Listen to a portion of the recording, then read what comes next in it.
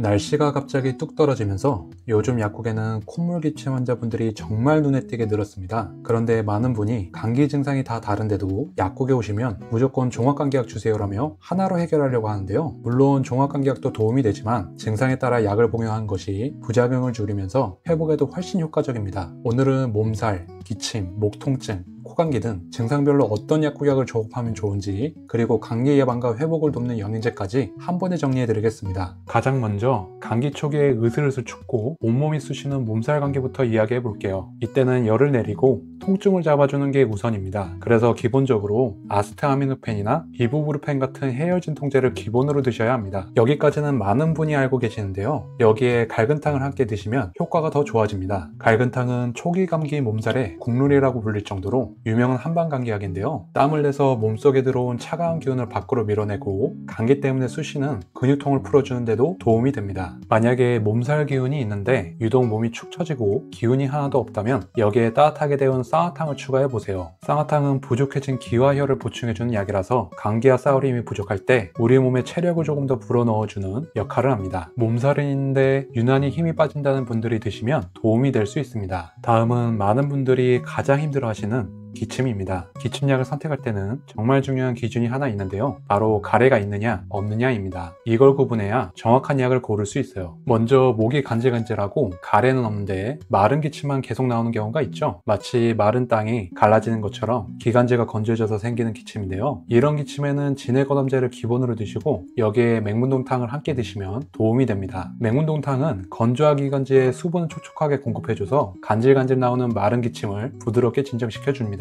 반대로 기침이 오래가고 누렇게 끈적한 가래가 계속 넘어온다면 접근이 달라져야 하는데요. 이때는 기관지에 염증을 식혀주고 노폐물 배출을 돕는 청패탕을 진해거담제와 같이 드시는 게 좋습니다. 그리고 만약 가래가 너무 끈적해서 뱉기 힘들다면 가래 제거제를 하나 더 추가할 수 있습니다. 약국에서 구할 수 있는 엘도스나 기가렉스 같은 약들은 가래 점도를 낮추고 묽게 만들어 쉽게 배출되게 돕는 약들이에요. 기침은 계속 나오는데 가래가 도저히 안 떨어진다는 분들이 드시면 확실히 차이를 느끼는 경우가 많습니다. 세 번째는 많은 분들이 감기에서 가장 고통스러워하는 목 통증입니다. 목이 아픈 건 대부분 염증 때문인데요. 그래서 덱시부브루펜 같은 소염진통제로 염증을 잡아주는 게 기본입니다. 여기에 목감기 초기라면 은교산을 함께 드셔보세요. 목이 건조하면서 칼칼하고 따가운 초기에 잘 맞는 조합입니다. 목 안쪽에 열이 살짝 올라오고 간질간질할 때 그 열감을 내려주고 염증을 줄여주는 데 도움이 되죠. 하지만 이미 목이 너무 부어서 침 삼키는 것조차 힘들다면 이야기가 달라집니다. 이런 경우에는 은교산보다는 구풍해독탕이 더 잘 맞습니다. 구풍해독탕은 편도나 인후가 퉁퉁 부었을 때 그 붓기를 가라앉히는 데 특화되어 있거든요.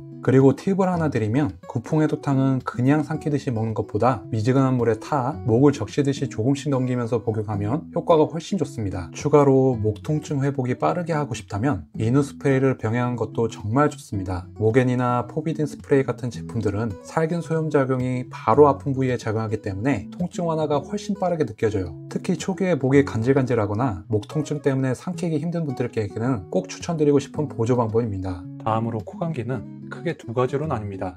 맑은 콧물이 계속 흐르는 초기 감기인지 아니면 코가 꽉 막히고 누런 코가 나오는 염증성 감기인지 먼저 구분해야 합니다. 수도꼭지 틀어놓은 것처럼 맑은 콧물이 주룩주룩 흐른다면 콧물을 말려주는 코감기약과 함께 소총혈탕을 같이 드셔보세요. 소총혈탕은 몸을 따뜻하게 하면서 줄줄 흐르는 콧물을 멈추게 하는데 아주 좋습니다. 반대로 코가 꽉 막히고 누런 콧물이 나오는 분들은 염증이 이미 생긴 경우가 많은데요. 이때는 코를 뚫어주는 코감기약에 더해 캡이나 행기탕 같은 생약조합을 쓰면 도움이 됩니다. 이 생약들은 코 깊숙이 고여있는 농을 배출하고 염증을 가라앉히는 역할을 하거든요. 그래서 평소에 축농증이 있는 분들에게도 좋습니다. 그리고 코가 너무 막혀서 숨쉬기조차 힘든 날이 있죠. 이런 경우에는 비충혈 제거 스프레이를 응급으로 사용할 수 있습니다. 하지만 5일에서 7일 이상 연속으로 쓰면 약효가 떨어지고 나중에는 코가 더 심하게 막히는 반동성 비염이 올 수 있는데요. 꼭 필요할 때만 짧게 쓰는 게 핵심입니다. 만약 코안이 건조하고 자주 온다면 히알루론산이나 덱스판테놀 성분이 있는 보습 스프레이를 사용해보세요. 점막을 촉촉하게 보호해줘서 바이러스가 침투하는 걸 막고 염증 예방에도 도움이 됩니다. 이렇게 증상별로 약을 잘 조합해서 먹는 것도 중요하지만 사실 감기 바이러스와 싸워서 이기는 진짜 힘은 결국 내 몸의 면역력에서 나옵니다. 그래서 감기에 도움이 되는 영양제를 상황에 맞춰서 3단계로 알려드릴게요.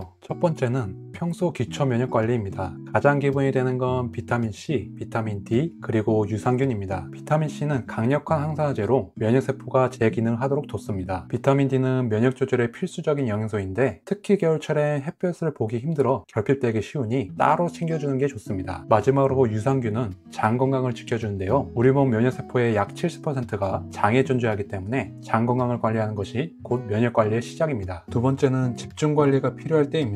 피로가 누적되거나 독감이 유행할 때처럼 면역력 저하가 걱정될 때는 베타글루칸이나 프로폴리스를 추가해 보세요. 베타글루칸은 NK세포나 대식세포 같은 면역세포를 직접 활성화해서 면역 반응을 높이는 데 도움을 줍니다. 프로폴리스는 천연 항균, 항바이러스 물질로 구강면역뿐만 아니라 전신 면역을 돕는 역할을 합니다. 세 번째는 이미 감기에 걸려서 빨리 낫고 싶을 때입니다. 이때는 에키네시아 성분을 추천합니다. 약국에 가시면 에키나포스 같은 제품이 있는데요. 이건 단순 건강기능식품이 아니라 효능을 인정받은 일반 의약품입니다. 감기 초기에 복용하면 항균, 항바이러스 작용을 통해 감기 증상을 완화하고 앓는 기간을 줄이는 데 도움을 줍니다. 감기약을 구매하실 때 이 제품 함께 복용하시는 것도 좋은 방법이죠. 오늘 알려드린 내용 도움이 좀 되셨나요? 무작정 종합감기약 하나로 버티기보다는 내 몸이 지금 열이 나는지, 목이 아픈지, 콧물이 나는지를 잘 살펴서 그에 맞는 약국약 조합을 활용해 보시길 바랍니다. 그게 부작용 없이 현명하고 빠르게 감기를 떨쳐내는 방법이에요. 물론 약을 2에서 3일 정도 복용해도 나아지지 않거나 더 악화가 된다면 꼭 병원을 방문하셔야 합니다. 감기에는 따뜻한 물을 자주 마시고 충분히 쉬는 것도 꼭 기억해 주세요. 혹시 오늘 다룬 내용 외에도 감기약이나 도움이 되는 영양제에 대해 더 궁금한 점이 있다면 편하게 댓글 남겨주세요. 제가 틈틈이 확인해서 답변해 드리겠습니다. 여러분의 좋은 댓글은 제가 더 유익하고 깊이 있는 건강 정보를 나누는데 정말 큰 힘이 됩니다. 오늘 영상이 도움이 되셨다면 좋아요, 구독, 알림 설정 부탁드립니다. 감사합니다.